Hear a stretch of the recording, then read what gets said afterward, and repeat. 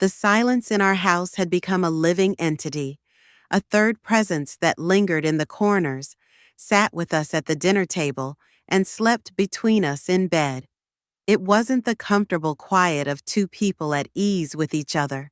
It was a thick, oppressive silence, heavy with unspoken words and dying dreams. I had learned to navigate it, to move through it like a ghost in my own home, but on this particular morning, the silence felt different. It was charged, electric with the weight of the decision I had made. I had enrolled my husband, Mark, in a survivalist retreat, and while he was away, I would change the locks on our home and file for divorce. The new key was in my hand, cold and metallic, biting into my palm. I stood in the hallway, surrounded by the memories of 12 years of marriage, and I felt nothing. No guilt, no sadness, just a vast, empty calm. And in that calm, a memory surfaced, the memory of the day I finally broke. It was a Tuesday. Tuesdays were always the worst. They lacked the frantic energy of Mondays or the weary hope of Fridays. They were just there, gray and monotonous, like a long, empty road with no end in sight. I woke up before the alarm, as I always did, to the sound of Mark's soft snoring beside me. The room was dark, but a sliver of moonlight cut through the curtains, illuminating the dust particles dancing in the air. I slipped out of bed quietly, my feet touching the cold wooden floor. I didn't want to wake him. Waking him meant facing another day of his disappointment, his resentment, his endless excuses.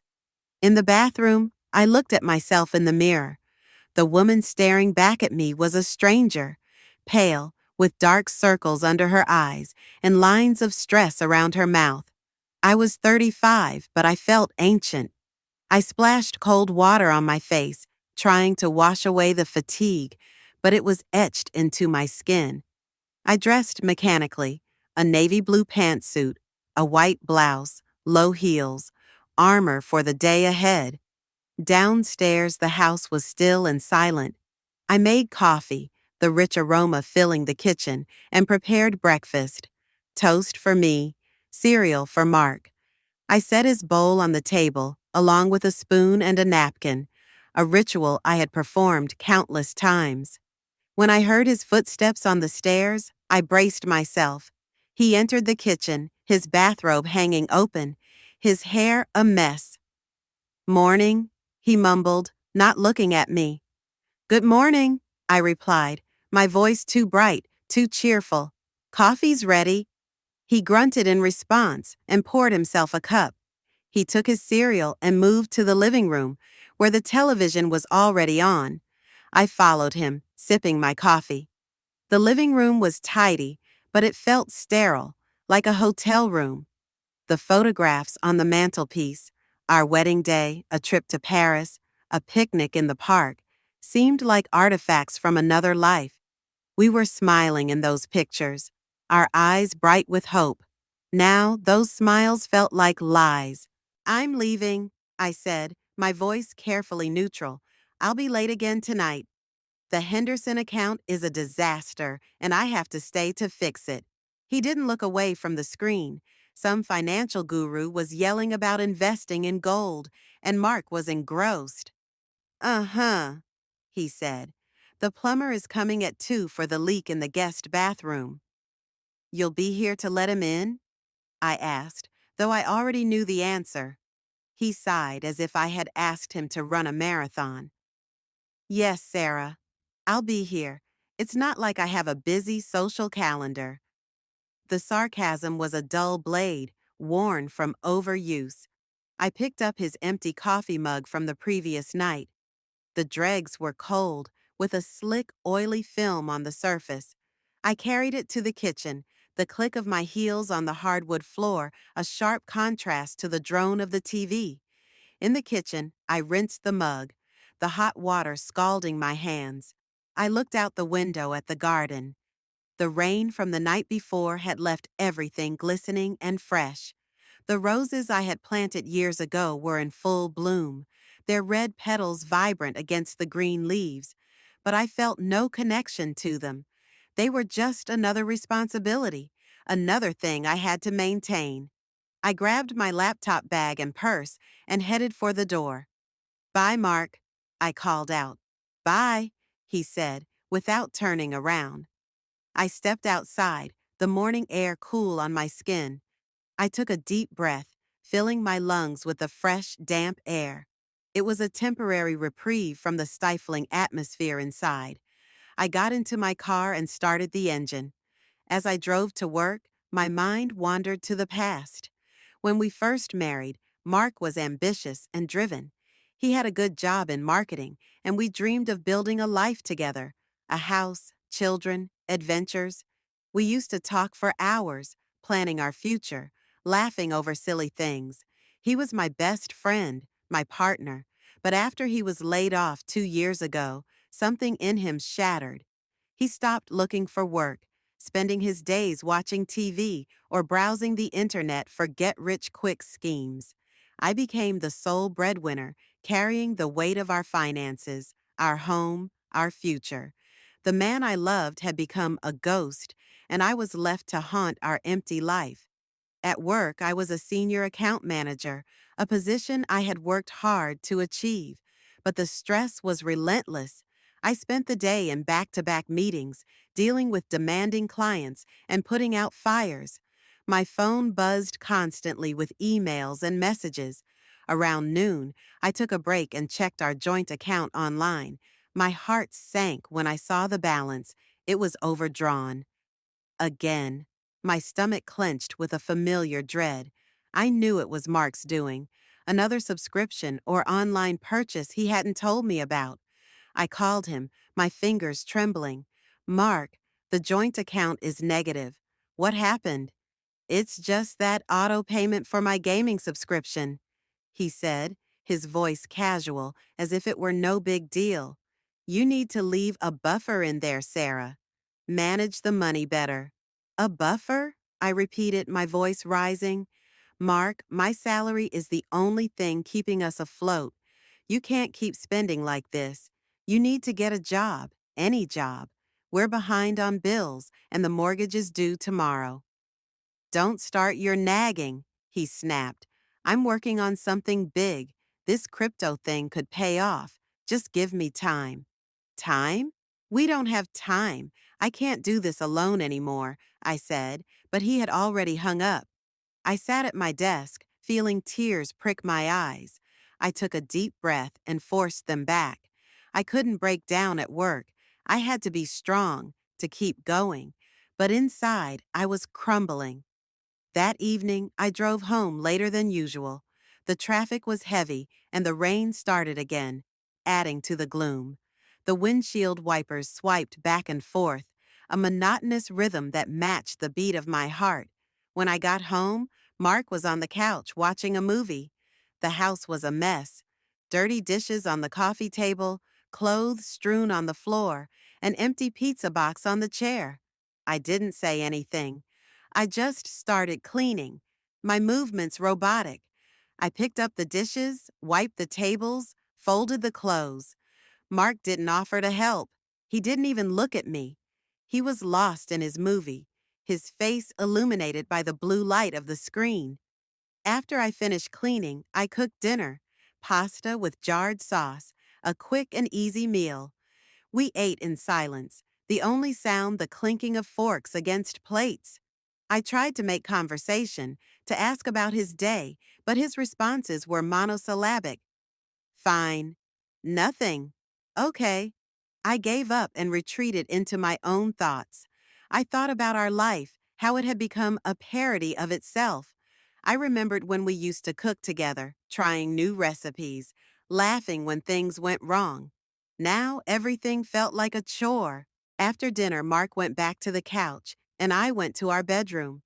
I sat on the edge of the bed, feeling the weight of the day. The room was dark, but I didn't turn on the light. I listened to the sound of the rain outside, a steady, soothing patter, but inside I was anything but soothed. I thought about the future, and it stretched out before me, bleak and endless. I couldn't live like this anymore.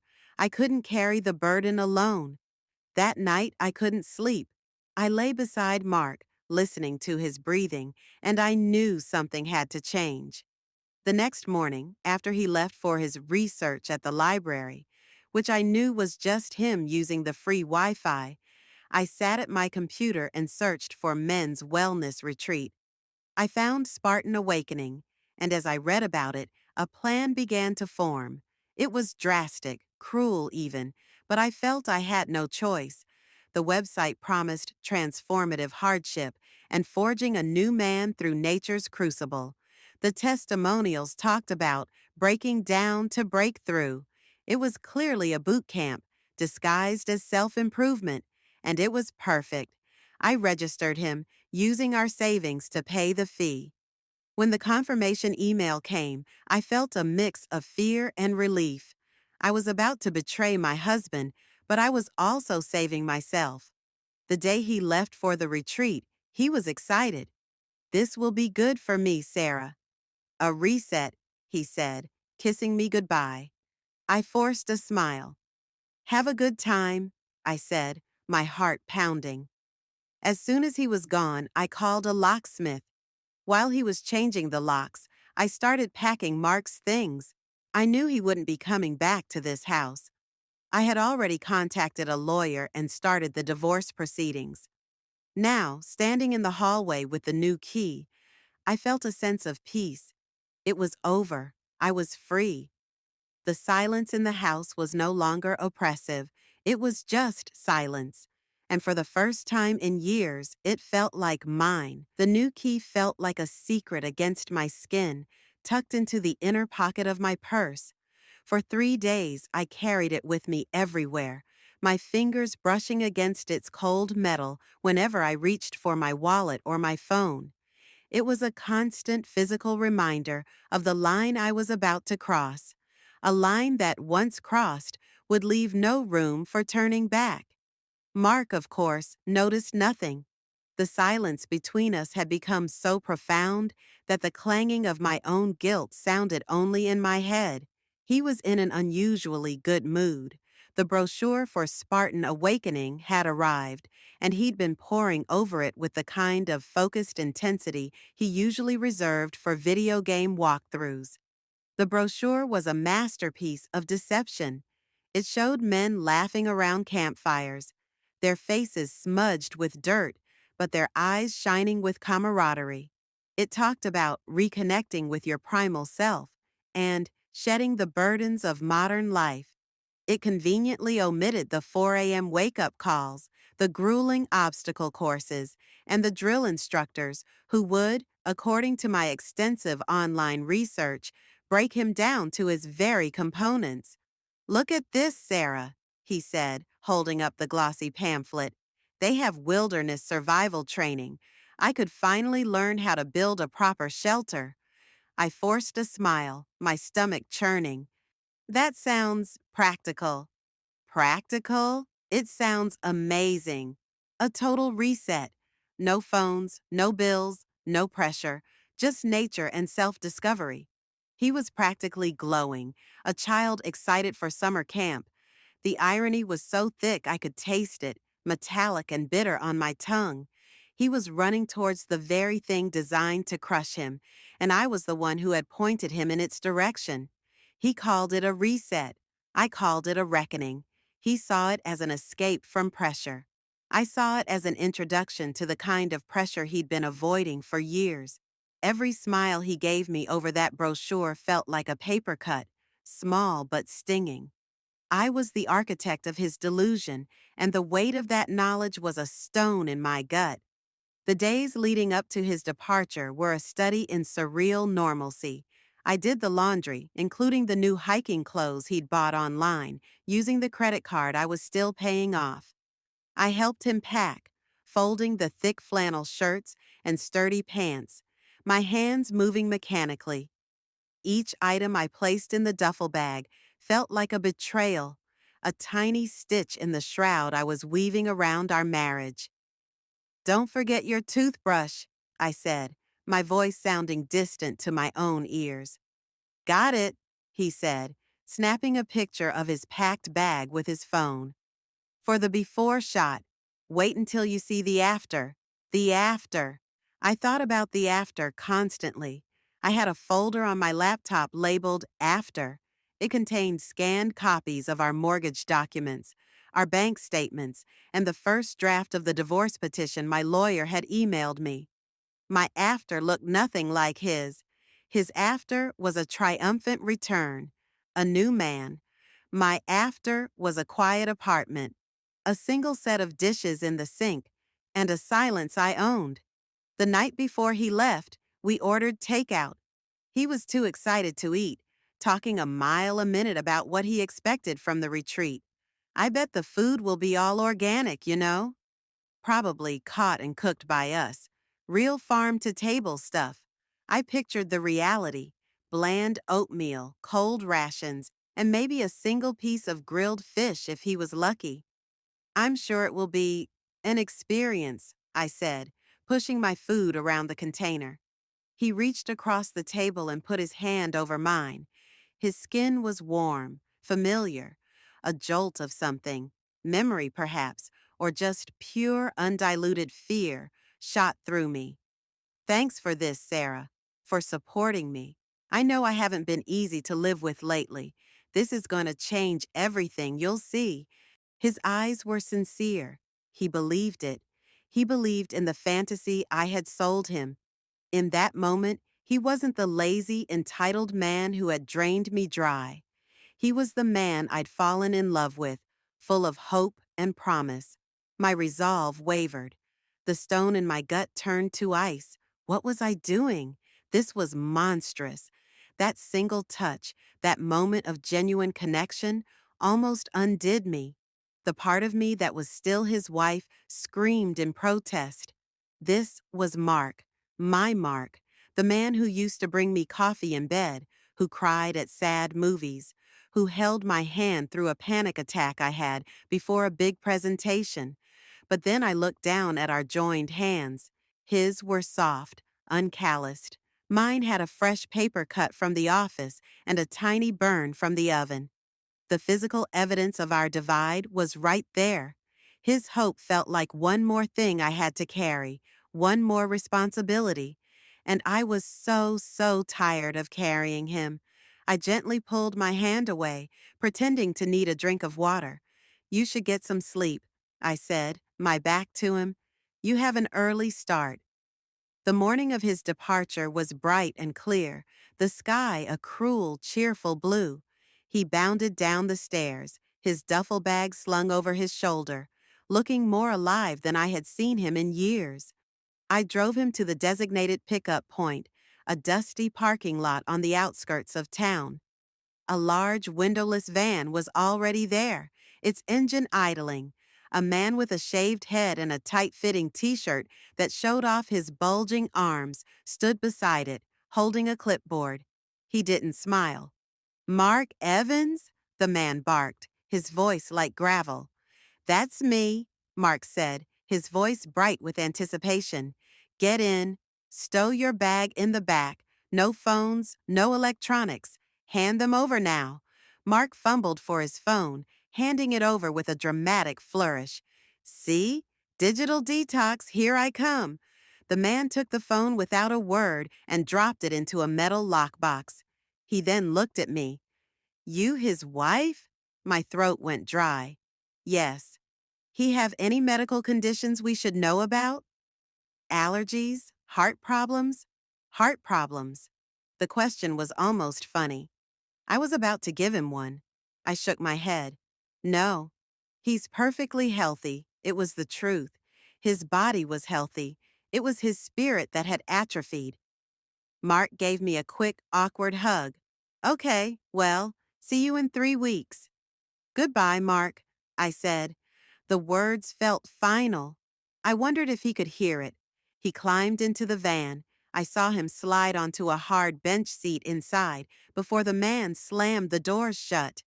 The sound was heavy, final.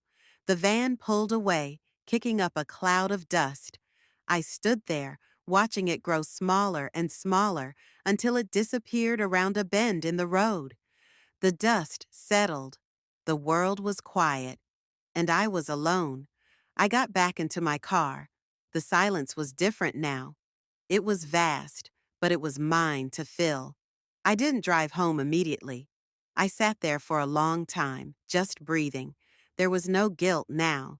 The hesitation from the night before had vanished with the van. All that was left was a clear, cold certainty. I took out my phone and made 2 calls. The first was to the locksmith, confirming my appointment for that afternoon. The second was to my lawyer. "It's done," I said, my voice steady, devoid of any emotion. "He's gone. You can file the papers." Then I started the car and began to drive. I wasn't going to the office. I was going to the hardware store. I was going to buy new locks for every door, and I was going to watch as a stranger dismantled the last physical reminder of Mark's access to my life. The new key in my purse no longer felt like a secret. It felt like a promise of a door closing forever and of another finally swinging open. The sound of the new deadbolt sliding into place was a sound I would carry with me for the rest of my life. It wasn't loud, but it was definitive. A solid metallic thud that echoed through the empty house and, it seemed, through the very chambers of my heart. The locksmith, a burly man with kind eyes, had finished his work and handed me 3 shiny new keys. "There you go, ma'am. All set. You're secure now." Secure. It was a word I hadn't associated with this house in a long time. I thanked him, paid in cash, and watched his van disappear down the street. Then I turned and faced my home. My home, not ours, mine. The first thing I did was walk from room to room, locking each door from the inside, the back door, the patio door, the garage entry. Each turn of the key was a reaffirmation. With every click, I could feel a layer of the old life, the life of constant anxiety and simmering resentment, flake away like old paint. The house was profoundly silent, but this silence was different. It wasn't the tense, waiting silence of Mark's presence in the next room. This was a clean, empty silence, a blank canvas. I stood in the center of the living room, the same room where he had spent countless hours vegetating on the couch, and I took a deep, shuddering breath. For the first time in years, the air didn't smell like defeat. It smelled like possibility, but the peace was fragile, punctuated by sharp stabs of fear. What if he came back early? What if he figured it out? What if the boot camp called for some emergency? I had given them my number, but I'd also explicitly stated, as the website advised, that participants needed to complete the full 3 weeks for the transformation to be effective. I was counting on their notorious strictness. My lawyer, Mr. Roberts, had assured me the divorce papers would be served the moment Mark set foot back in the city. The plan was in motion, a runaway train, and I was just holding on. They say the devil works hard, but a woman who has reached her limit works harder. In those first few days, I worked with a frenetic energy I didn't know I possessed. I was an exorcist, and this house was my haunted ground. I started with the living room. I stripped the couch of its cushions, vacuuming up years of crumbs and the lingering scent of his laziness. I took down the photographs. Our wedding photo, with our young, foolish faces beaming with a future we would never have, went into a cardboard box. The vacation pictures, the birthday celebrations, the casual snaps of a life that was now a lie. All of them were carefully, methodically removed from their frames and placed in the same box. I didn't throw them away, not yet. That felt too violent, too final. I just needed them out of my sight. Next was the bedroom. I cleared out his side of the closet. The stack of unused, crisp dress shirts he'd bought for job interviews he never attended. The rack of video game t-shirts that smelled faintly of weed and regret. I folded everything neatly, my hands moving over the familiar fabrics without sentiment. These were not the clothes of my husband. They were the costumes of the stranger who had taken his place. I filled 2 large suitcases with his belongings and pushed them into the far corner of the garage. Then I went to the bathroom and gathered his toiletries. The expensive cologne he never wore, the electric razor that was always clogged with his stubble, the half-empty tube of toothpaste. I threw them all into a garbage bag. The act was cathartic, a ritual cleansing. In the midst of this purge, my friend Emily called. "Hey, just checking in. How are you holding up? Is Mark driving you crazy with his pre-retreat excitement?" I took a deep breath, my heart hammering against my ribs. Emily was my oldest friend, but I hadn't told her. I couldn't risk a well-intentioned plea for mercy. "He's gone," I said, my voice surprisingly steady. "He left this morning." "Oh, good.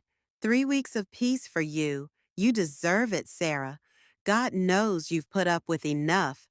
Put up with enough. The phrase was so inadequate, it was almost funny. She had no idea. She didn't know about the overdrawn accounts, the lies, the slow erosion of my soul. She saw the surface, the tired wife, the unemployed husband. She didn't see the prison I had been living in. I felt a sudden, fierce protectiveness over my secret, over my drastic, unforgivable plan. This was my battle, and I would fight it alone. "I am looking forward to the quiet," I said, which wasn't a lie. After I hung up, the reality of my isolation hit me. I was truly alone. There was no one to talk to, no one to share a meal with, no one to pull me back from the ledge if I faltered. The silence of the house began to feel less like peace and more like a verdict. I made myself a cup of tea and sat at the kitchen table, the surface now clear of his clutter. I opened my laptop and stared at the divorce petition document. The words, irreconcilable differences, seemed too clean, too sterile for the messy, bloody reality of our marriage. I thought about adding a footnote. "He sold my dreams to buy his comfort." But I didn't. I just saved the file and closed the laptop. My phone buzzed. It was an unknown number. My blood ran cold. What if it was the boot camp? What if he was hurt? What if he had told them everything? I let it go to voicemail, my hands trembling. A minute later, a notification popped up. A voicemail. I pressed play, my heart in my throat. "Hello, this is Coach Miller from Spartan Awakening. Just calling to confirm that participant Mark Evans has arrived safely and has begun the program.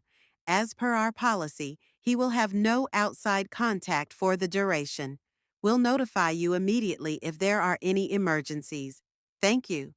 The message was robotic, impersonal. It was perfect. He was there. He was safe. And he was trapped. A wave of relief so potent it made me dizzy washed over me. I had 3 weeks, 21 days to dismantle our life and build a new one from the rubble. I looked around the kitchen, at the clean counters, the silent appliances. Then I did something I hadn't done in years. I laughed. It was a strange, choked sound at first, but then it grew, bubbling up from a place deep inside me that I thought had died. I laughed until tears streamed down my face, the sound echoing in the empty, liberated house. The laughter eventually subsided, leaving me breathless and clear-headed. I wiped my tears and stood up. There was work to do. I had a life to reclaim. I went online and started looking for apartments. Small, clean, one-bedroom spaces with no history, no ghosts. I scheduled viewings for the next day. Then I called a real estate agent to put the house on the market. It was time to sell the scene of the crime. As I spoke to the agent, my voice was confident, my directions clear. I was no longer the victim of my life. I was its CEO, making cold, hard business decisions. And the first item on the agenda was the liquidation of a failed joint venture called marriage. The 3 weeks stretched before me like an endless, empty highway. For the first few days, the silence was so loud it was deafening. I would catch myself listening for the familiar sounds of his presence. The creak of the floorboards as he moved from the couch to the kitchen, the constant murmur of the television, the frustrated sigh he emitted when he lost a game. But there was only silence. I had become a ghost in my own home, and the emptiness was both a relief and a torment. I filled the void with motion. I became a whirlwind of productivity, a woman possessed by the need to erase every trace of the life I was leaving behind. The real estate agent came and went, her high heels clicking on the freshly polished floors. She used words like charming and full of potential, but all I saw was a collection of rooms that held my resignation. I signed the papers without hesitation, my hand steady. The house was no longer a home. It was an asset to be liquidated, a chapter to be closed. My days fell into a new solitary rhythm. I would go to work, lose myself in spreadsheets and client meetings, and then return to the echoing house. I started packing in earnest, not just Mark's things, but my own. I wasn't just moving out, I was shedding a skin. Every item I boxed felt like a weight lifted. The wedding china, a gift from his mother, was the first to go into a box marked Sell. The expensive espresso machine he had insisted on buying, now gathering dust, followed. I was ruthless, clinical in my dissection of our shared life. But in the quiet moments, the doubt would creep in. It usually happened at night, when the world outside was dark and still. I would lie in our bed, on my side, staring at the empty space where he used to be. The memory of his face, so full of naive excitement as he climbed into that van, would flash before my eyes. Was I a monster? Was this cruelty beyond justification? I had condemned him to 3 weeks of hell, all while systematically dismantling the life he thought he was returning to. The weight of my secret was a physical pressure on my chest, making it hard to breathe. I found myself searching online for news about the boot camp, for any snippet of information that could tell me what was happening to him. I found a few grainy videos uploaded by past participants. They showed men covered in mud, their faces contorted in effort as they crawled under barbed wire, their shouts echoing in the dense forest. They showed a man being screamed at by a drill instructor, his face just inches from the participants, spittle flying. My stomach turned. This was what I had sent him to. This was the reset I had chosen for him. I closed the browser, my hands shaking, and poured myself a glass of wine. The alcohol did little to calm the storm inside me. A week into his absence, his mother called. My heart leaped into my throat when I saw her name on the caller ID. I let it ring 3 times, steadying my breath before answering. "Sarah, dear, how are you?" Her voice was warm, always so warm. She had never understood why her son had turned out the way he did. "I'm well, Helen." "How are you?" I said, my voice carefully bright. "Oh, you know." Same old. I tried calling Mark, but his phone is going straight to voicemail. "Is everything all right?" The question hung in the air, a trap waiting to be sprung. I had prepared for this. "Oh, it's nothing to worry about," I said, the lie flowing smoothly from my lips. It was a lie I had practiced. "He's on a sort of digital detox retreat, a men's wellness thing. No phones, no internet. He said he needed to unplug for a bit." There was a pause on the other end of the line. "A retreat? Mark? That doesn't sound like him." I forced a light laugh. "I know, right?" But he was really excited about it. He said it was time for a change. I was painting a picture of a proactive, self-aware man, a fiction that was as flimsy as it was necessary.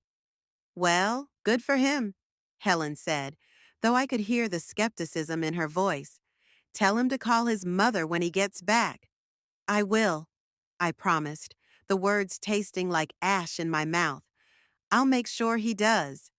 When I hung up, I slumped against the kitchen counter, the cool granite a relief against my suddenly feverish skin. The web of lies was growing, and I was at its center, spinning it tighter and tighter. Every conversation was a performance, and I was terrified of forgetting my lines. The second week, I found the apartment. It was a small, sunny one-bedroom on the other side of town, with a view of a small park. It had no history, no memories. It was a blank slate. As I stood in the empty living room, the afternoon light streaming through the bare windows, I felt a flicker of something I hadn't felt in years. Hope. This could be mine. Just mine. I signed the lease that very afternoon, the pen feeling like a tool of liberation in my hand. That night, back in the old house, I allowed myself to truly imagine my future. I pictured mornings with coffee and a book, silence that was chosen, not imposed. I pictured coming home to a space that reflected only me, my tastes, my peace. The fear was still there, a cold knot in my stomach, but it was now joined by a stubborn, defiant spark of anticipation. I was in the garage, labeling boxes, when my phone buzzed with a calendar alert. I looked at the screen. It was a notification I had set for myself weeks ago, a simple, chilling reminder. He returns tomorrow. The world seemed to tilt on its axis. Tomorrow. The 21 days were up. The van would drop him off in that dusty parking lot, and he would come home. Except home was no longer here. The locks were changed. His suitcases were packed. The divorce papers were sitting in my lawyer's office, waiting to be served. The carefully constructed fortress of my new life was about to be tested. The quiet of the house was no longer peaceful. It was the calm before the storm. I put down the tape gun, my hands suddenly numb. The waiting was over. The real battle was about to begin. The morning he was due to return, I was awake before dawn. I didn't sleep. I sat at the kitchen table in the dark, the same table where we had shared so many silent meals, and I waited. The house was no longer mine. The movers were coming for my boxes in a few hours. All that remained was this final, terrible conversation. My lawyer, Mr. Roberts, had advised me not to be here alone. Let me be there, or have a friend present, he'd said, his voice calm and professional. But I refused. This was something I had to do alone. I had created this monster. I would face it. The sun began to rise, painting the sky in shades of orange and pink, a cruel beauty for such an ugly day. I watched the clock on the microwave tick from 7:59 to 8. The pickup was scheduled for 8 a.m. I imagined him, confused, maybe even angry, being handed back his phone, looking around the dusty parking lot for my car. He would call. I knew he would call. My phone sat on the table, a dark, silent slab. I didn't have to wait long. At 8:17, the screen lit up, vibrating against the wood. His name flashed on the screen, Mark. I let it ring, once, twice, 3 times. I needed him to feel the first faint chill of uncertainty. On the fourth ring, I picked up. Sarah? Hey, I'm back. Where are you? This van just dropped me off and left. His voice was different, rougher, tighter. There was no lazy drawl. It was the voice of someone who had been shouted at for 3 weeks. I'm at the house, I said, my voice flat. Okay, great. Can you come get me? I'm exhausted. You wouldn't believe the week I've had. He said, week, not weeks. Had it been so disorienting he lost track of time? No, Mark, I can't. There was a pause. I could hear the faint sound of traffic in the background on his end. What do you mean? Why not?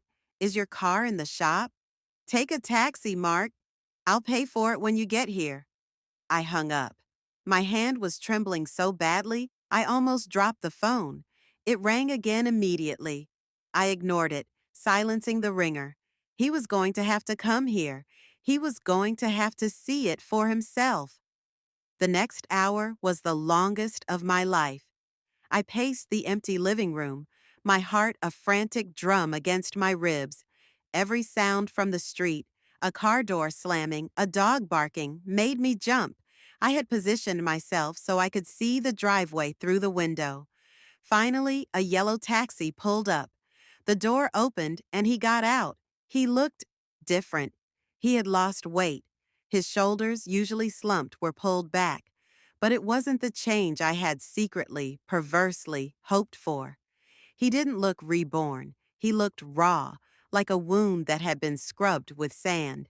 He paid the driver and turned toward the house, his duffel bag in his hand. He was wearing the same clothes he had left in, but they were now stained and smelled faintly of sweat and campfire. He walked up the path, a familiar, confident stride returning for a moment. Then he stopped. He was at the front door. I saw him reach for the handle. It didn't budge. He jiggled it, confused. Then he bent down, peering at the lock. I saw his back stiffen.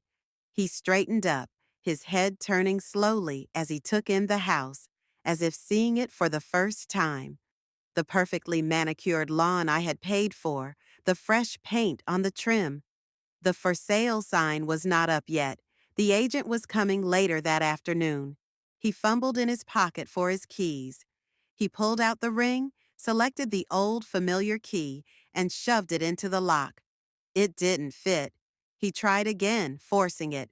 I saw his arm jerk with the effort. He tried the other keys on his ring.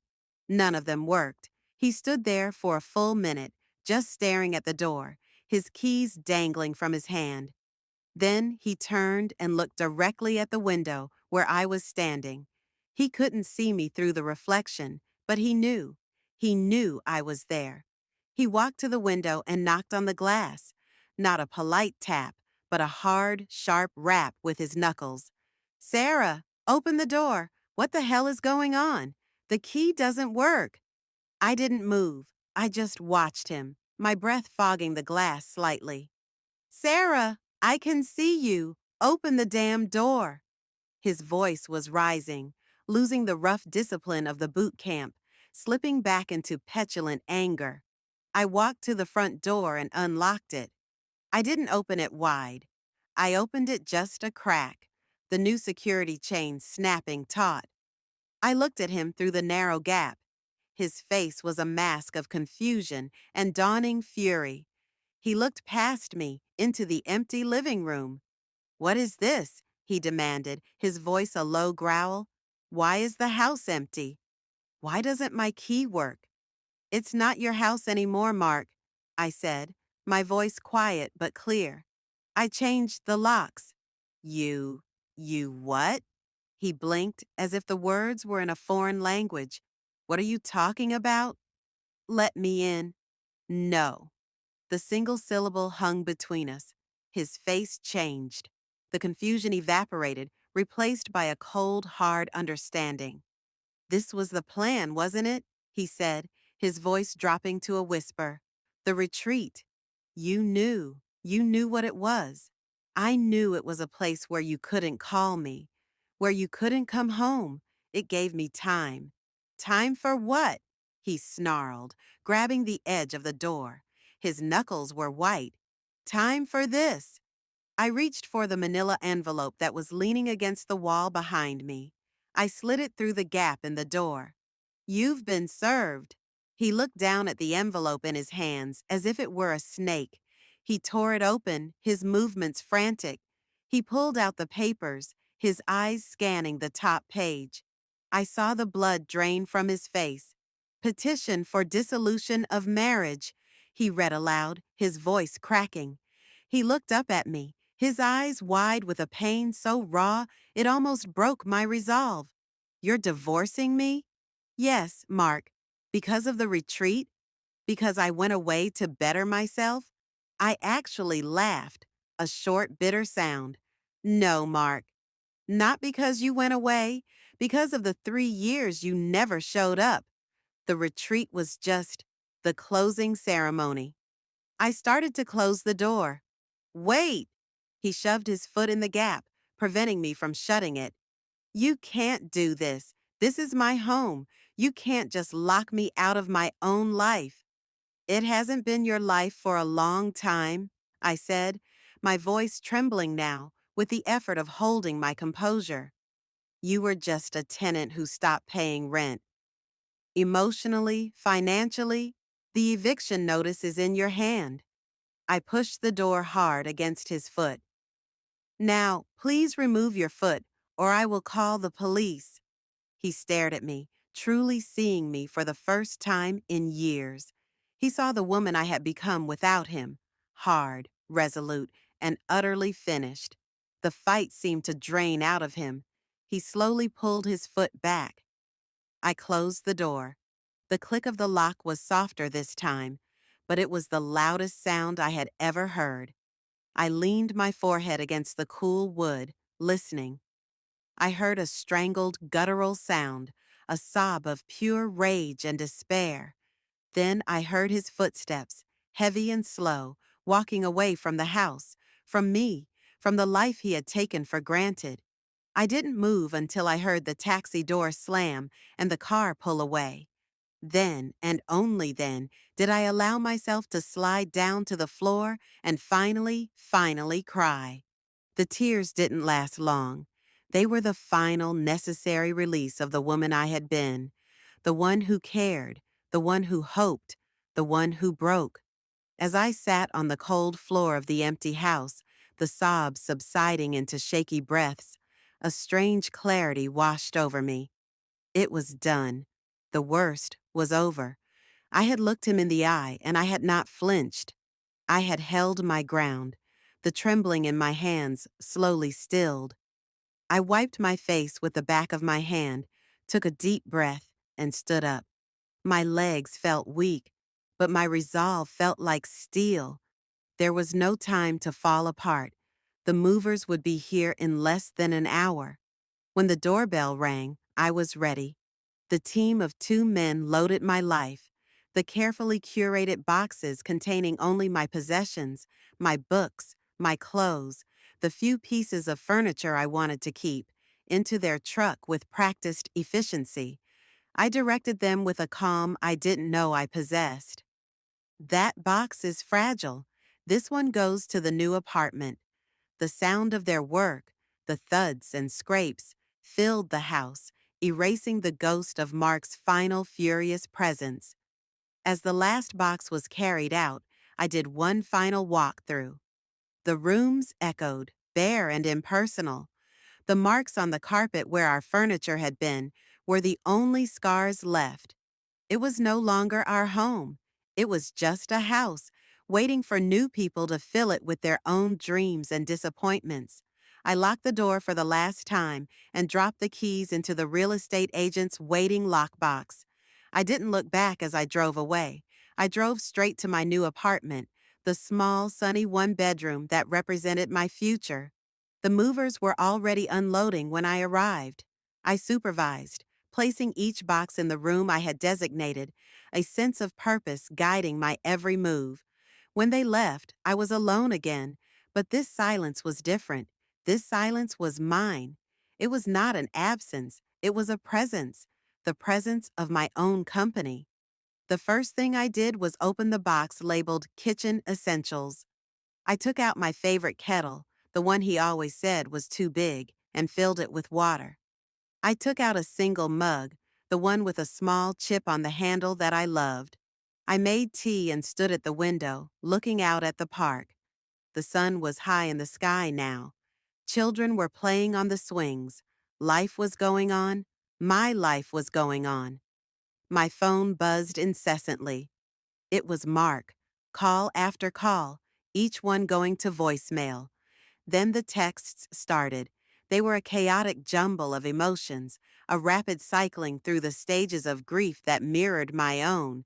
But from the other side, how could you do this to me? I just got home from hell and you do this. You're a monster, a fucking monster. Please, Sarah, let's talk. We can fix this. I've changed. The retreat changed me. You can't just throw away 12 years. My mom called. She's hysterical. What did you tell her? I didn't respond to any of them. I had said all I needed to say. Every frantic message, however, solidified my certainty. This was the same man. The boot camp had stripped away some weight, perhaps, but the core of him, the petulance, the blame, the desperate swings between anger and pleading, remained intact. His change was a surface level reaction to trauma, not the deep fundamental shift that would have required genuine self reflection. He wasn't sorry for the years of neglect. He was sorry he was facing consequences. I forwarded the more aggressive texts to Mr. Roberts. His response was swift and professional. Document everything. Do not engage. This is helpful for the restraining order if it becomes necessary. The next hurdle was his family. His sister, Clara, called in the afternoon. Her tone was icy. Sarah, what is this I hear from Mark? He says you changed the locks and served him with divorce papers. Is this some kind of sick joke? It's not a joke, Clara. After everything he's been through, he just got back from that place you sent him to. I didn't send him, Clara. He chose to go. I simply provided the opportunity. You provided the opportunity to destroy your marriage, she shot back. He's devastated. We all are. How can you be so cold? The word cold didn't hurt me anymore. It felt like a shield. The marriage was already destroyed, I said, my voice even. It had been for a long time. I was just the only one who seemed to notice. I'm sorry you're upset, but this is between Mark and me. I hung up before she could reply. I knew I was becoming the villain in their family narrative, the heartless witch who had cruelly abandoned her husband after a difficult period. Let them think that. Their judgment was a small price to pay for my freedom. The following days were a strange blend of profound peace and underlying tension. I unpacked my boxes, arranging my new life piece by piece. I bought a new plant for the windowsill. I cooked meals for one and ate them while watching the world go by in the park. The simple act of choosing what I wanted to eat, when I wanted to eat it, felt like a revolutionary act. There was no one to complain, no one to cater to, no one to resent. But the outside world kept pressing in. An email from Mark's lawyer arrived, full of bluster and threats, contesting the divorce and demanding immediate access to the house and our marital assets. Mr. Roberts handled it with dismissive ease. Standard procedure, he assured me. They're trying to rattle you. They have no leg to stand on. Then, a week after the day, I was walking home from the grocery store when I saw him. He was standing under a tree across the street from my apartment building, watching the entrance. He looked haggard, older. He was still wearing the same clothes from the retreat. My heart leaped into my throat, a primal fear jolting through me. I stopped walking, my knuckles turning white around the grocery bag handles. He saw me. He started to cross the street. Instinct took over. I didn't run. I didn't speak. I simply took out my phone, held it up, and pointed the camera at him. I started recording. I didn't say a word. I just stared at him through the screen. He stopped midway across the street, a car honking as it swerved around him. The confusion on his face was palpable. This wasn't the reaction he expected. He expected fear, or tears, or a confrontation. He didn't expect this cold digital documentation. He stood there, frozen for a moment, then shook his head in disgust and turned around, walking quickly in the opposite direction. I kept recording until he was out of sight. My entire body was trembling, but I had done it. I had held my boundary without a single word. I sent the video to Mr. Roberts immediately. He found me, I typed, my fingers shaking. His call came seconds later. Sarah, are you safe? Yes, I'm going inside now. Good, this is good. This is harassment. We'll use this. I'm filing for the restraining order today. I hurried into my building, the secure lock on the main door clicking shut behind me with a sound that was becoming my new favorite symphony. I leaned against the wall inside the lobby, catching my breath. It had been a test, and I had passed. He was still trying to control the narrative, to force a reaction, to pull me back into his drama. But I was no longer a character in his story. I was the author of my own. And in this story, the heroine was learning to be her own protector. I picked up my grocery bag and walked to the elevator, the fear already receding, replaced by a weary but unshakable sense of strength. The battle was far from over, but I was winning. The restraining order was granted, a temporary one at first, but the paper felt solid and authoritative in my hands.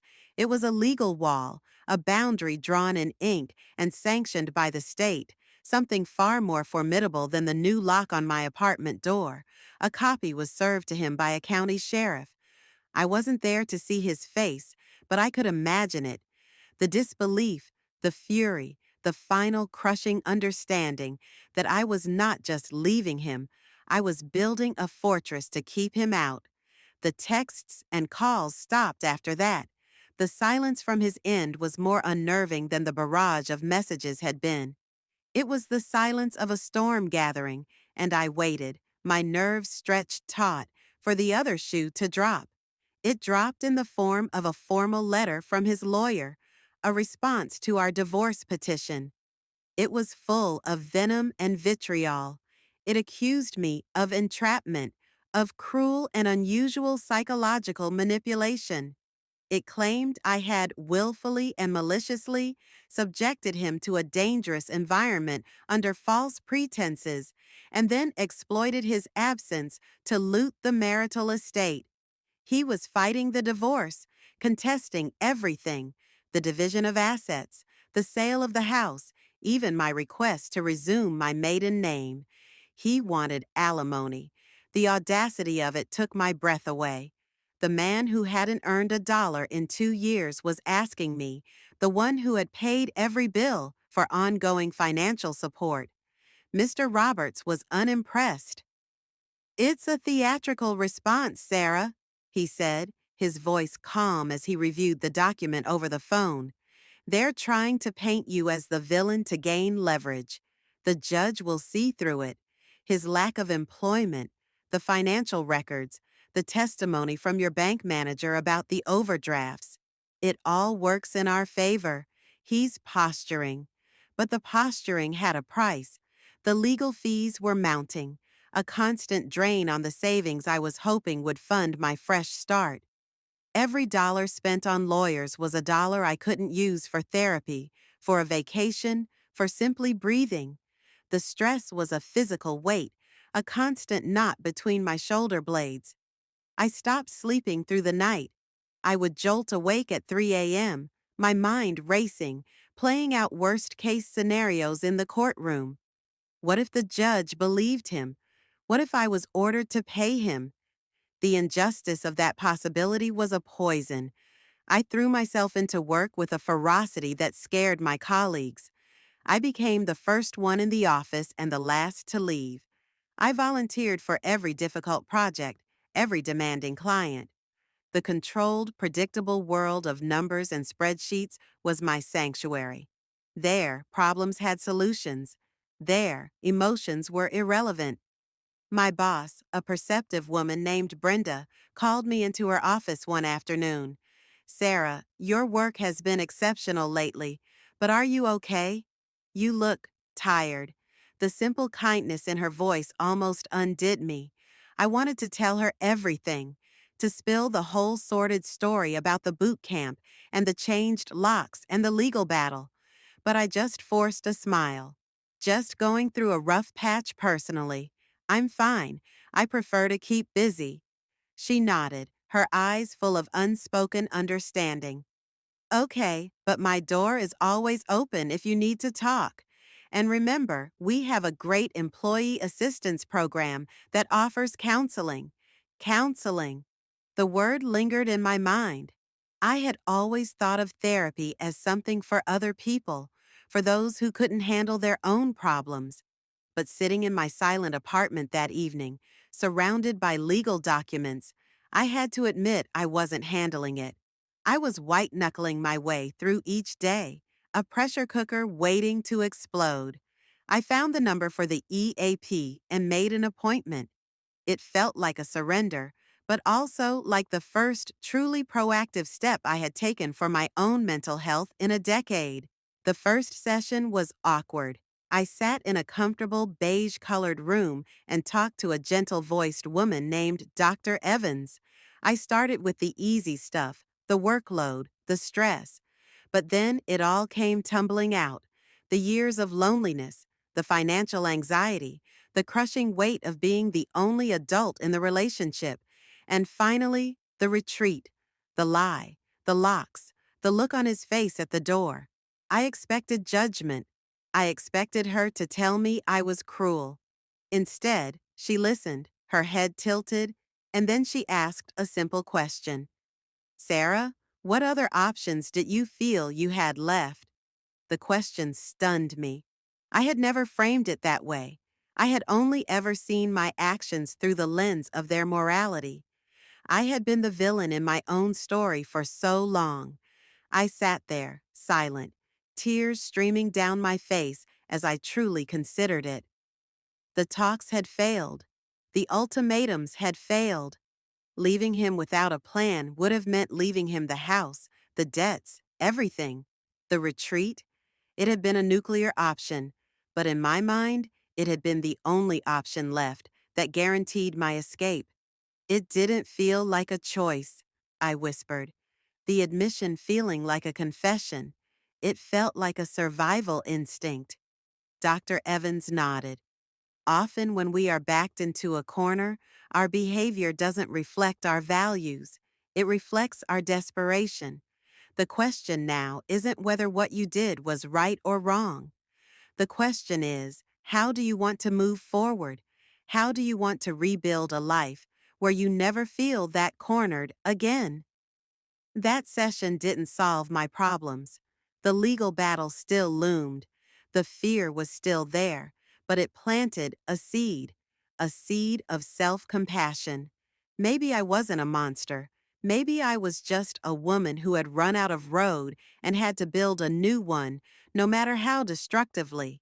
A few days later, I received a letter. It wasn't from a lawyer. It was from Mark. My hands shook as I held the plain white envelope. My name and address were written in his familiar, sloppy handwriting.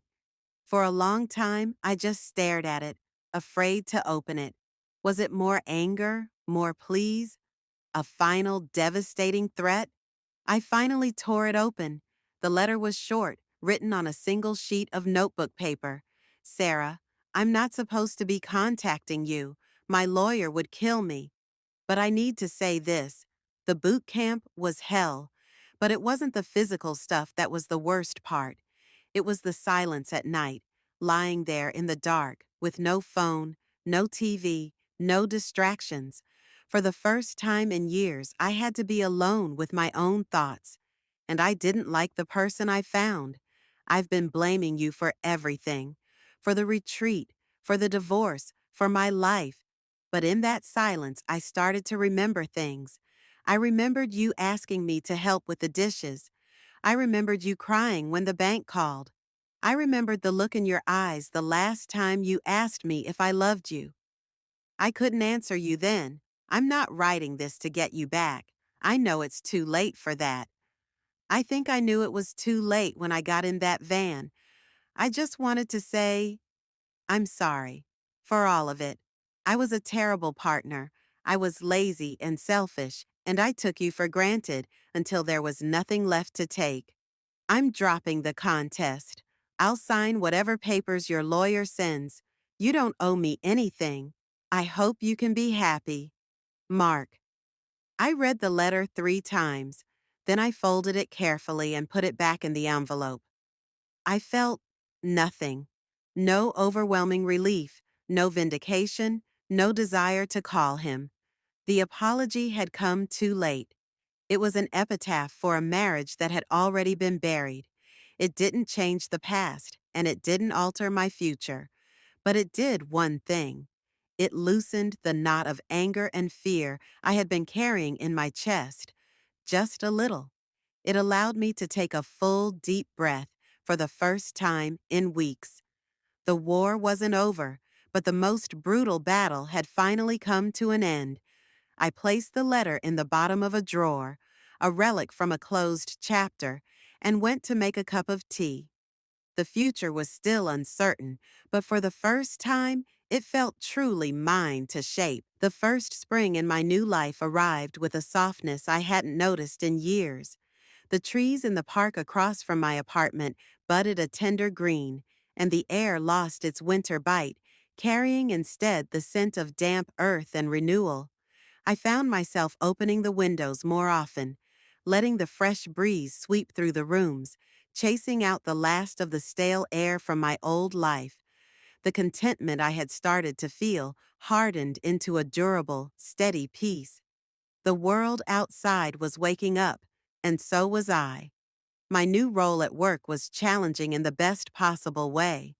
It demanded more of me, but it gave back a sense of purpose I had been missing. I was no longer just managing accounts. I was leading a team, mentoring younger colleagues, making decisions that mattered. The respect I received was earned, not given out of obligation, and it fed a part of my soul that had been starving for years. I worked late sometimes, but now it was by choice, because I was invested, not because I was escaping a hollow home. My sessions with Dr. Evans became less about crisis management and more about construction. We were no longer shoring up collapsing walls. We were drawing blueprints for new structures. We talked about boundaries, not as rigid barriers, but as the definition of my own space. We talked about my relationship with money, disentangling it from anxiety and recasting it as a tool for my security and joy. One afternoon, I told her about the promotion. "How did that feel?" she asked, her notebook resting in her lap. I thought about it. It felt deserved, I said, and the truth of that statement settled deep within me. It wasn't arrogance, it was a simple acknowledgement of my own capability. For so long, I had felt I deserved the hardship, the neglect, the constant worry. Now I was learning that I also deserved the good things, the respect, the success, the quiet evenings alone. "And have you allowed yourself to celebrate it?" she pressed. I hadn't. Celebration felt like a foreign concept. Survival had been the only goal for so long that achievement felt like just another checkpoint, not a destination worthy of marking. That weekend, I took myself out for dinner, not to a fast casual place where I could eat quickly and leave, but to a proper restaurant with white tablecloths and a wine list. I sat at a small table by the window, ordered a dish I couldn't pronounce, and a glass of rich red wine. I ate slowly, savoring each bite, watching the people pass by outside. I felt no self-consciousness, no pity for eating alone. I felt sophisticated, independent. It was a small act, but it was a ritual of self-regard. The final divorce papers arrived in the mail. There was no fanfare, just a thick envelope mixed in with the bills and catalogs. I opened it at my kitchen counter, scanning the legalese that formally ended my marriage. My eyes fell on the line that restored my maiden name. Sarah Evans was gone. Sarah Miller was back. I ran my finger over the typed letters. It felt like reclaiming a piece of my soul I had lent out long ago and forgotten I owned. I didn't cry. I simply placed the document in my important papers file, right next to my passport and birth certificate. It was now just another fact of my life, not the defining one. A few weeks later, I was cleaning out the back of my closet, the last refuge of forgotten things, when I found a small cardboard box. I didn't remember packing it. I pulled it out and opened it. Inside was a jumble of memories from a life that already felt like it belonged to someone else. Ticket stubs from concerts we'd seen in the early days, a faded receipt from a beachside restaurant on our honeymoon, a birthday card he'd given me once with a scrawled message that read, to my beautiful wife, forever and always. The words, once so cherished, now felt like a lie preserved in ink. I carried the box to the living room and set it on the coffee table. I thought about burning it, a dramatic cinematic purge, but that felt like giving it too much power. Instead, I spent an hour going through it, piece by piece. I let the memories surface, the good, the bad, the painfully mundane. I felt them, acknowledged their existence, and then, one by one, I dropped them into the recycling bin. The ticket stubs, the receipt, the card. I didn't need to destroy them with fire. Their power was already gone. All that remained was a quiet acknowledgement of what had been and a profound gratitude that it was over. The only thing I kept was a single photograph of us from before we were married, young and hopeful, our faces unlined by disappointment. I didn't keep it to remember him, but to remember the woman I was in that picture, the one who believed in love, the one who had hope. I wanted to find her again, not for him, but for myself. The following Saturday, Emily convinced me to go with her to a friend's barbecue. A year ago, the idea would have filled me with dread, the pitying looks, the awkward questions about my husband. Now I just shrugged and said, "Sure, what should I bring?" I stood in a sunny backyard, a plastic cup of lemonade in my hand, and made small talk with strangers. I talked about my work, my apartment, the book I was reading. I was just Sarah, a single woman at a barbecue. It was wonderfully, blessedly ordinary. A man there, a friend of the host, struck up a conversation with me. He was around my age, with kind eyes and an easy smile. We talked about travel and our mutual dislike of cilantro. It was light, effortless. He asked for my number, and for a moment, the old panic rose, the fear of commitment, the ghost of my past failure. But then I looked at his open, uncomplicated face, and I heard myself say, "I'd like that." I wrote my number on a napkin. It wasn't a promise of anything. It was just a number. But it was a number given by a woman who was no longer afraid of her own future. That night, as I got ready for bed, I looked at my reflection in the bathroom mirror. The woman looking back was familiar, yet new. The dark circles had faded. The lines of stress around her mouth had softened. Her eyes, which had been so dull with exhaustion for so long, had a quiet light in them. She had a career she was proud of, a home that was her sanctuary, a friend who loved her, and the beginnings of a peace she had built with her own two hands. She had sent her husband to a boot camp and changed the locks, not out of malice, but as a desperate, final act of self-preservation. And from that act of destruction, she had built something stronger. I turned off the light and slipped into bed. The sheets were cool and clean. The city hummed its nightly lullaby outside my window. I thought about the long, painful road that had led me here, to this moment of quiet triumph. I had thought the boot camp was for him, a brutal lesson in reality. But I realize now it was the first and most difficult lesson in my own curriculum. It taught me that I was capable of making hard choices, that my own survival was not just important, but non-negotiable, that sometimes the most moral thing you can do is save yourself. The retreat hadn't broken him. It had broken me open, and from the cracks, a stronger version of myself had finally emerged. I closed my eyes, listening to the rhythm of my own breath in the dark, and I knew with a certainty that felt as solid as the ground beneath me that I was going to be just fine. The world had narrowed to a single searing point of pain. Every muscle in Mark's body screamed in protest, a unified chorus of agony that had become the soundtrack to his existence. The initial shock of the first day had worn off, replaced by a grinding, soul-crushing exhaustion. Spartan Awakening was not a retreat. It was a demolition site, and he was the building being systematically torn down. The brochure's promises of self-discovery felt like a cruel joke. Here there was no self to discover, only a raw, exposed nerve, flayed open by the relentless bark of the instructors and the brutal simplicity of the tasks. His days began in the frigid pre-dawn blackness with a blaring air horn and the roar of a man named Coach Miller, a granite-faced veteran whose voice could strip paint. On your feet, maggots! You think the world waits for you to wake up? The world doesn't even know you exist.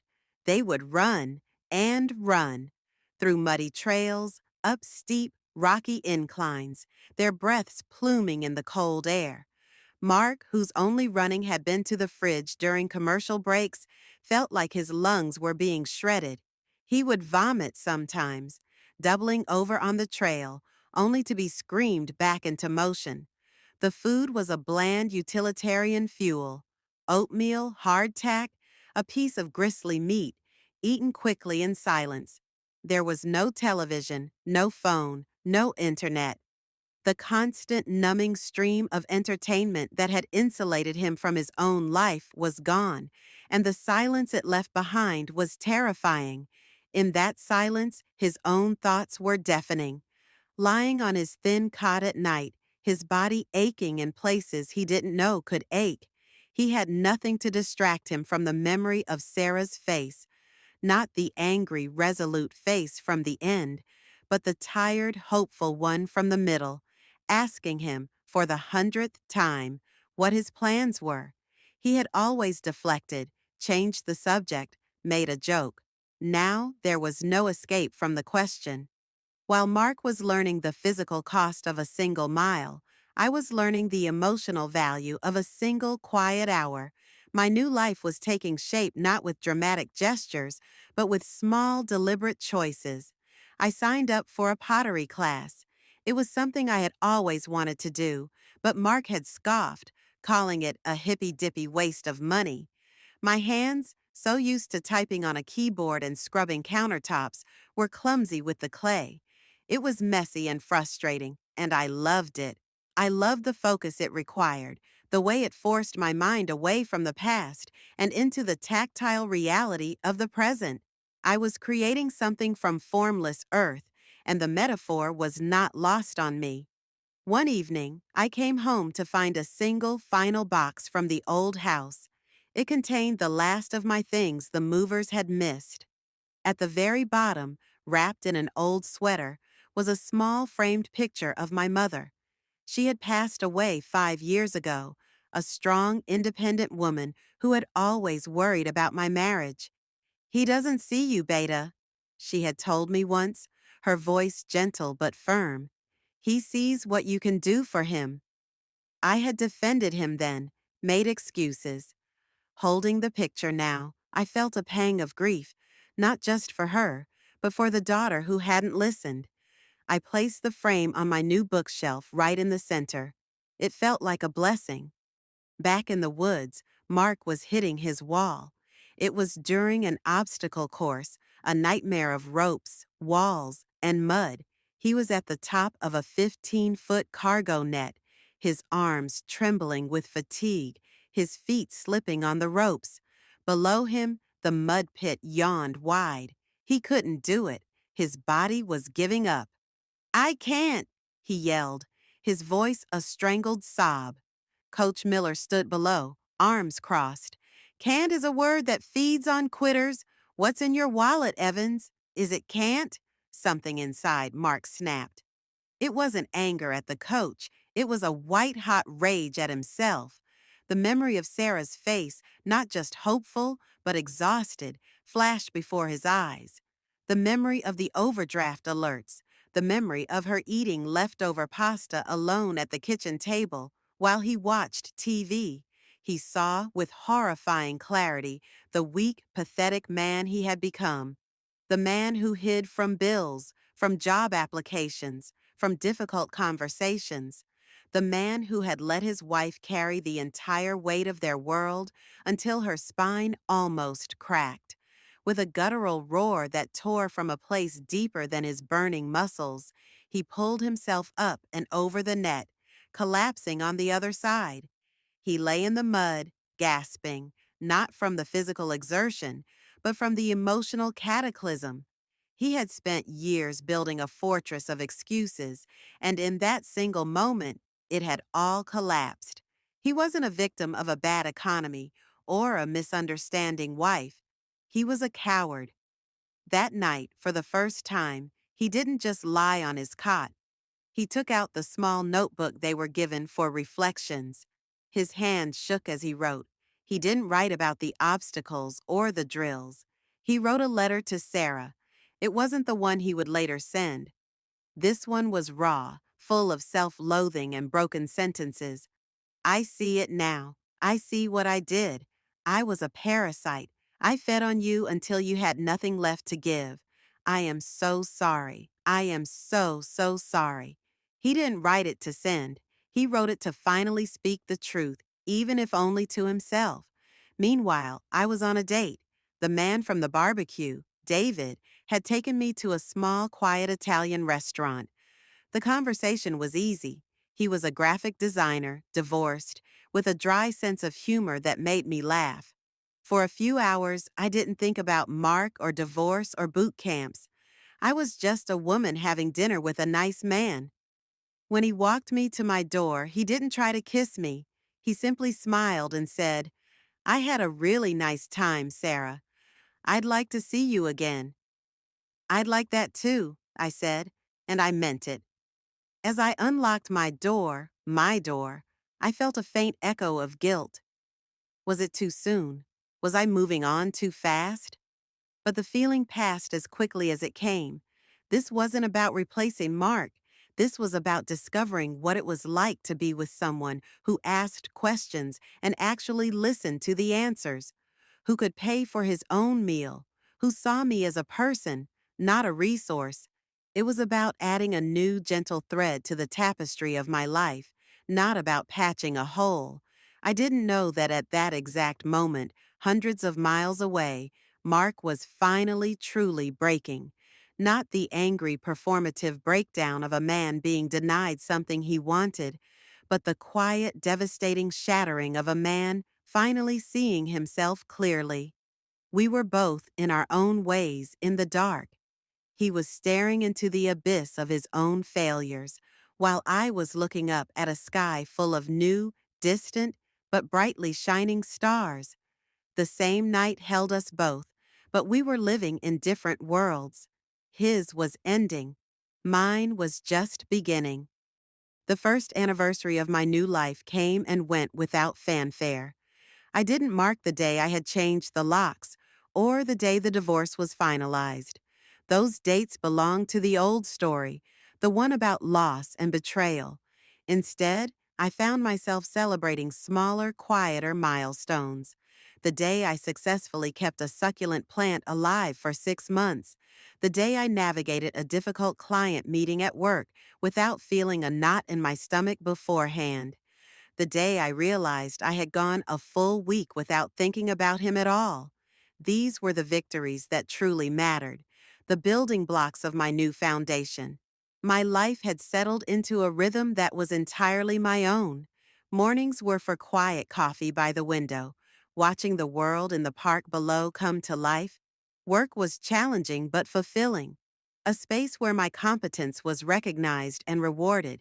Evenings were for me, sometimes a dinner date with David, which was progressing with a gentle, unforced ease, sometimes a pottery class where my hands were finally learning to speak the language of clay, and sometimes simply for me, a book and the profound peace of my own company. David was nice. It was a simple word, but one I had come to appreciate deeply.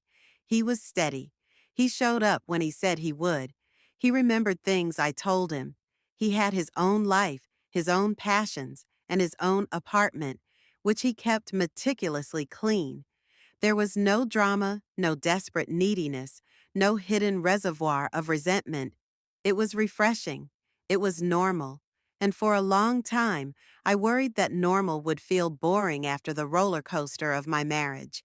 But I was discovering that what I had mistaken for passion with Mark was often just chaos. This, with David, was the solid ground I had been craving. We were two whole people choosing to spend time together, not two broken halves trying to form a shaky whole. One Saturday, I was cleaning out my email inbox, a task I had neglected for years.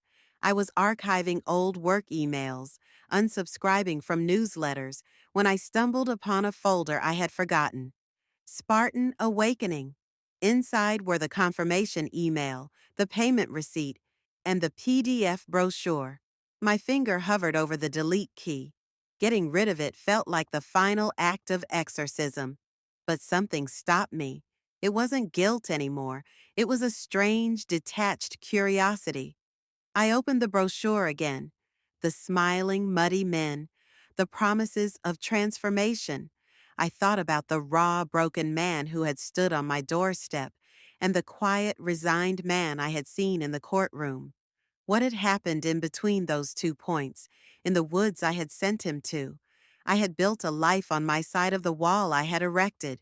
I knew my own story intimately, but I realized I knew nothing of his. And in that moment, a sliver of empathy, not for the husband who had failed me, but for the human being who had also been broken by the same situation, managed to find a crack in my heart. I didn't forgive him. I didn't want him back. But I acknowledged, for the first time, that my desperate act of self-preservation had been the catalyst for his own brutal awakening. We had both been through a fire. I had emerged to build a new home, and he had been forged into something different, something harder and perhaps more real. A few days later, I was having lunch with Emily. She was updating me on a mutual friend's messy divorce, and I listened, feeling a world away from that kind of drama. "It's just so sad," she sighed, pushing her salad around her plate. "It makes me think about you and Mark. Have you heard anything? How is he?" The question didn't jar me as it once would have. "I heard he got a job," I said, my voice neutral.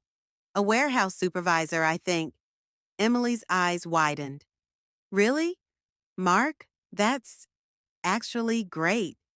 "I think so too," I said, and I meant it. His success was no longer my responsibility, but his failure would have been a lingering shadow, a proof that my actions had only destroyed him. Knowing he was functioning, that he was standing on his own 2 feet, felt like a closure I didn't know I needed. It meant the story was truly over for both of us. He wasn't pining or plotting, he was just living his life, as I was living mine. Our paths had diverged completely. That evening, David and I went to see a movie. It was a simple, unremarkable date. We shared a popcorn, his hand occasionally brushing against mine in the bucket. We debated the plot holes on the drive home. When he dropped me off, he kissed me goodnight, a soft, lingering kiss that felt warm and promising. "I'll call you tomorrow," he said. I walked into my apartment, a faint smile on my lips. I poured a glass of water and stood at the window, looking at my reflection in the dark glass. The woman who looked back was a stranger no longer. She was me, Sarah. She was a project manager, a potter, a friend, a girlfriend. She was someone who had walked through hell and had the scars to prove it, but she was no longer defined by them. The anger was gone. The fear was gone. The all-consuming need to be free was gone because I was free. The silence in the apartment was no longer something to be filled. It was a companion. I thought about the last year, the desperate plan, the terrifying execution, the painful fallout.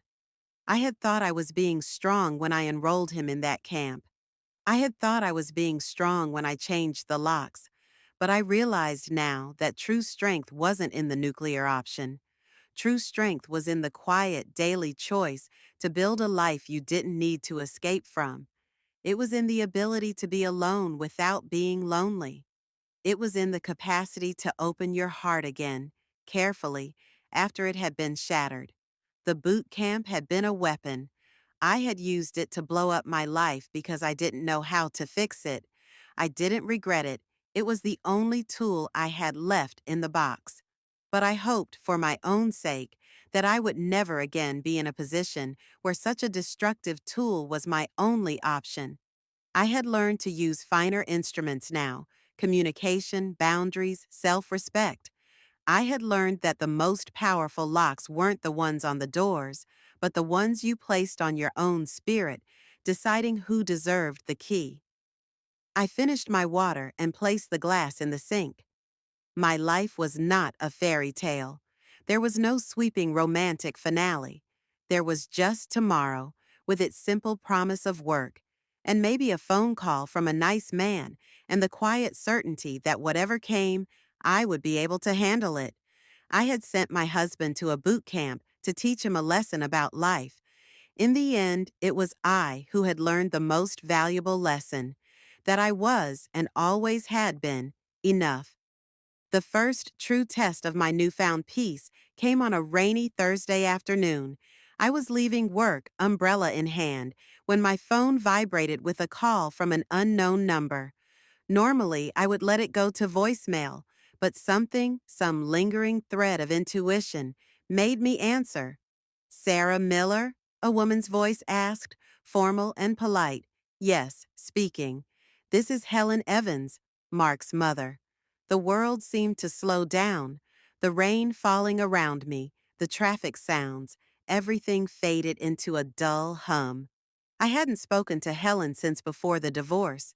Our last conversation had been strained, filled with her confused hurt and my defensive evasions. I stepped under the awning of a nearby coffee shop, my heart beating a little faster. "Helen," I said, my voice carefully neutral. "This is a surprise." There was a pause on the other end, filled only with the soft sound of her breathing. "I know I probably shouldn't be calling you. Mark would be furious if he knew. But I needed to talk to you, to thank you." The word "thank you" landed with the force of a physical blow.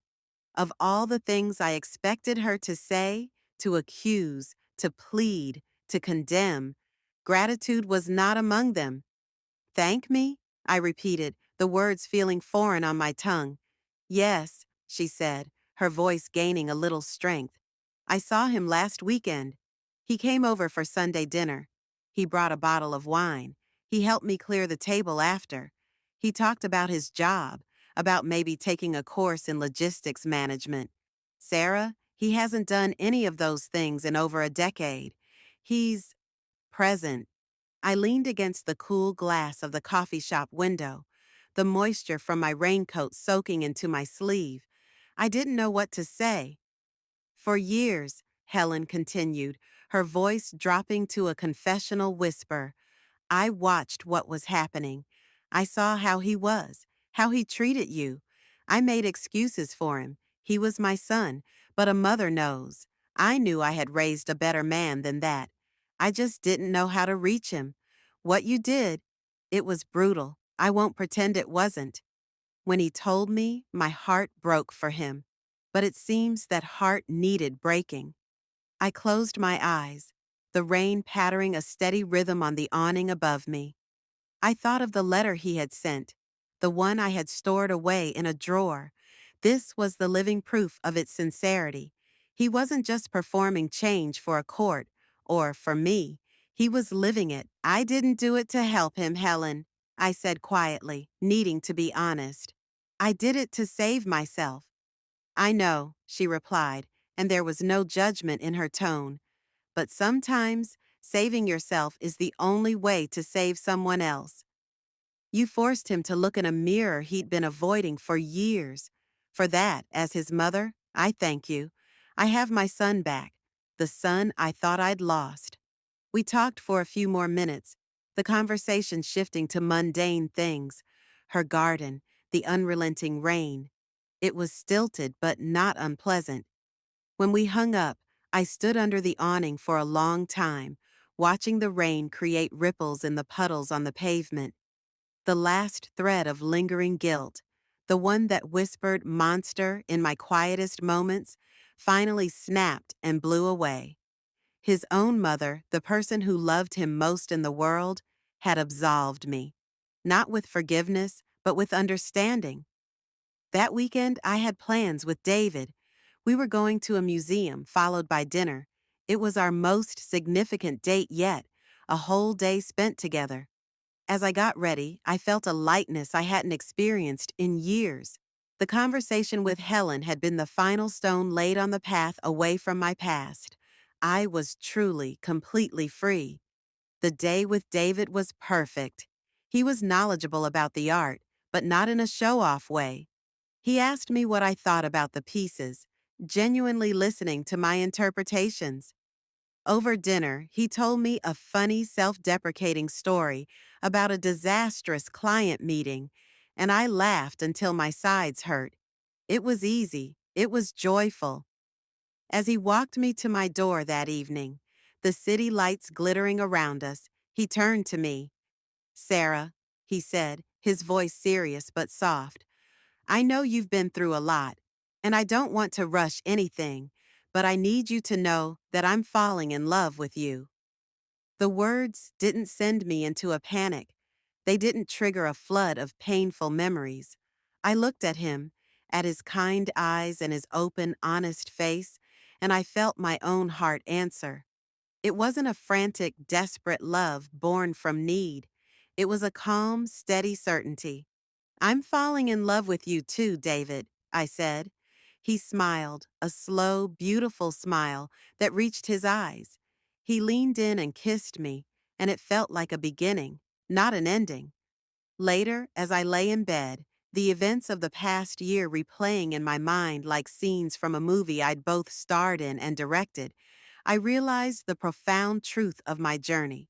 The boot camp, which I had intended as both an escape and a punishment, had become the crucible that refined us both. Mark had found his path to redemption through forced self-reflection, and I had discovered my own strength through desperate action. My story isn't about revenge, it's about resurrection. I learned that sometimes the most loving thing you can do for yourself, and even for the person who's hurting you, is to create an unavoidable crisis. When gentle pleas and patient waiting fail, a seismic shock might be the only thing that can jolt both parties into necessary change. The true moral isn't that drastic measures are always the answer, but that self-preservation is non-negotiable. Setting yourself on fire to keep someone else warm isn't nobility, it's self-destruction. Sometimes you need to build a wall not to keep people out, but to see who cares enough to climb over it. And sometimes you need to lock a door permanently to discover which doors were meant to remain open. If my journey from a silent, suffering wife to a woman who reclaimed her voice and her life has resonated with you, I'd be honored if you would. Like this story, if you believe everyone deserves to choose their own happiness, share it with someone who might need to hear this message today. Sometimes the hardest choices lead to the most beautiful beginnings. Subscribe for more stories about courage, transformation, and finding the strength to write your own ending. And most importantly, I'd love to hear your thoughts in the comments below. Have you ever faced a situation where you had to choose between your peace and your relationship? What would you have done in my place? Do you believe drastic measures are ever justified to save yourself? Your stories and insights matter. Every voice adds to this important conversation about self-worth and difficult choices. As I close this chapter of my life, I carry with me the certainty that storms don't last forever, and sometimes the rain that feels like it's washing everything away is actually cleansing the ground for new growth. Mark and I both needed that brutal honesty to become who we were meant to be. The boot camp didn't break us. It broke us open. And from those broken places, stronger versions of ourselves emerged. The greatest lesson? Your peace is worth fighting for. Your happiness is non-negotiable. And you are, and always have been, enough. With gratitude and hope, Sarah.